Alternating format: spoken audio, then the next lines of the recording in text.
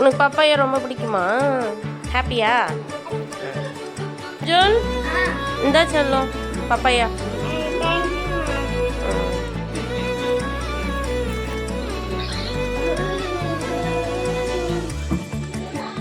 அக்குல் என்னம்மா?